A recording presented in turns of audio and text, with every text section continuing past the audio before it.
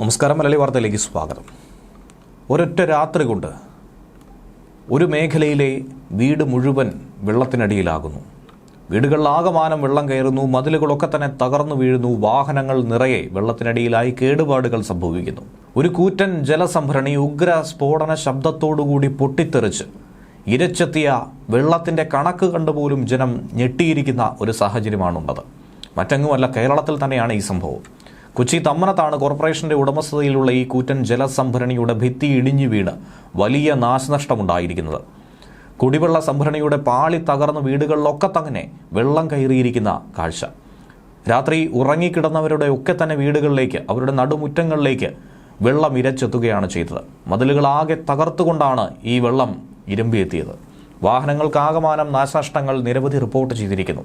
നഗരത്തിൽ ജലവിതരണം ആകെ മുടങ്ങുന്ന സാഹചര്യം. 1.35 കോടി ലിറ്റർ ശേഷിയുള്ള വാട്ടർ അതോറിറ്റിയുടെ ടാങ്കാണ് പുലർച്ചെ 3 മണിയോടെ തകർന്നത്. ഏകദേശം 80% മുകളിൽ സംഭരണം ഉണ്ടായിരുന്ന സാഹചര്യത്തിൽ കൂടിയാണ് ഇത് തകർന്നിരിക്കുന്നതെന്നാണ് മനസ്സിലാക്കാൻ കഴിയുന്നത്. ഈ വെള്ളം റോഡുകളിലേക്കും അതുപോലെ തൊട്ടടുത്തുള്ള വീടുകളിലേക്കുമൊക്കെ ഒഴുകിയെത്തി. ടാങ്കിന് പിന്നിലായുള്ള 10ഓളം വീടുകളിലാണ് വെള്ളം കയറിയത്. വെള്ളത്തിൽ ഒഴുകിപ്പോയ വാഹനങ്ങൾ ഒക്കെ തന്നെ ആകെ നശിച്ചിരിക്കുകയാണ്. വീട്ടുപകരണങ്ങളും നശിച്ചിട്ടുണ്ട്. കോർപ്പറേഷന്റെ 45-ാം ഡിവിഷനിലെ ജലസംഭരണിയാണ് ഇങ്ങനെ തകർന്നത്. തകർന്ന ടാങ്കിന് 40 വർഷത്തിലധികം പഴക്കമുണ്ടെന്നാണ് നാട്ടുകാർ പറയുന്നത്. അപകട സമയം 1.15 കോടി ലിറ്റർ വെള്ളം ഈ സംഭരണിയിലുണ്ടായിരുന്നു. 2 ക്യാബിനുള്ള ജലസംഭരണി കൂടിയായിരുന്നു തമ്മനത്തുണ്ടായിരുന്നത്. ഇതിൽ ഒരു ക്യാബിന്റെ ഒരു ഭാഗത്തെ ഭിത്തി അടർന്നുപോയി. പുലർച്ചെ ആയതുകൊണ്ട് തന്നെ ആളുകൾ ഇതറിയാൻ വൈകി. അതുകൊണ്ട് ദുരിതം ഇരട്ടിയായി മാറി. ഉദ്യോഗസ്ഥരും ജനപ്രതിനിധികളും സ്ഥലത്തെത്തി മറ്റു കാര്യങ്ങൾ, നടപടിക്രമങ്ങൾ നടത്തിപ്പോരുകയാണ്. പരിശോധനയും നടത്തുന്നുണ്ട്. കൊച്ചി നഗരത്തിന്റെ പല ഭാഗത്തേക്കും വെള്ളം എത്തിക്കുന്ന ഒരു പ്രധാനപ്പെട്ട ടാങ്ക് കൂടിയാണ് ഇത്തരത്തിൽ പൊട്ടിയത്. പുതുപ്പാടി ഹെൽത്ത് സെന്റർ ഉൾപ്പെടെയുള്ള സ്ഥാപനങ്ങൾ വെള്ളത്തിനടിയിലായി. വാർഡ് കൗൺസിലർമാർ സ്ഥലത്തെത്തി കാര്യങ്ങൾ വിശദീകരിക്കുകയാണ്. മതിലുകളേറെ തകരുകയും വീട്ടുപകരണങ്ങളൊക്കെ തന്നെ താറുമാറാവുകയും ചെയ്തു. വെള്ളത്തിൽ ഒഴുകിപ്പോയ പല വാഹനങ്ങളും പലയിടത്തു നിന്നും കണ്ടെത്തി. അനവധി കേടുപാടുകളുണ്ടെന്നും ഉടമകൾ പറയുന്നു.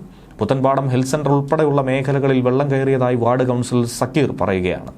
പുലർച്ചെ ഇത് സംഭവിച്ചതുകൊണ്ട് തന്നെ കാര്യമായ ആളപായം ഒന്നും തന്നെ ഉണ്ടായിട്ടില്ലെങ്കിൽ പോലും ആളുകൾ ഇത് അറിയാൻ വൈകിയതുകൊണ്ട് വീടുകളിലേക്ക് വെള്ളം ഇരച്ചെത്താനും പല നാശനഷ്ടങ്ങൾ ഉണ്ടാക്കാനും കാരണമായി. 40 വർഷത്തിലധികം പഴക്കമുള്ള ഈ ജലസംഭരണി ഒരു പരിശോധനയും നടത്താത്ത ഇത്രയും കാലം ഇവിടെ നിർത്തിയിരുന്നു എന്ന ചോദ്യവും ഈ ഘട്ടത്തിലുണ്ട്. 2 അറകളുള്ള സംഭരണിയാണ് ഇത്. അതിൽ ഒരറയുടെ ഭിത്തിയാണ് ഇപ്പോൾ അടർന്നു പോയത്. കൊച്ചി നഗരത്തിന്റെ പല മേഖലകളും ഇന്നു മുതൽ 1-2 ദിവസത്തേക്ക് കുടിവെള്ളത്തിന്റെ വലിയ ക്ഷാമം നേരിടുമെന്നാണ് മനസ്സിലാക്കാൻ കഴിയുന്നത്. അപകടത്തെ തുടർന്ന് ഇന്ന് കൊച്ചി നഗരത്തിൽ ജലവിതരണം പൂർണ്ണമായും തന്നെ സ്തംഭിച്ചിരിക്കുകയാണ്.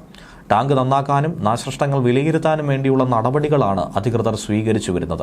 ഇത്തരം പഴക്കം ചെന്ന ജലസംഭരണികളുടെ സുരക്ഷാ പരിശോധന എന്തുകൊണ്ട് കൃത്യമായി നടത്തുന്നില്ല?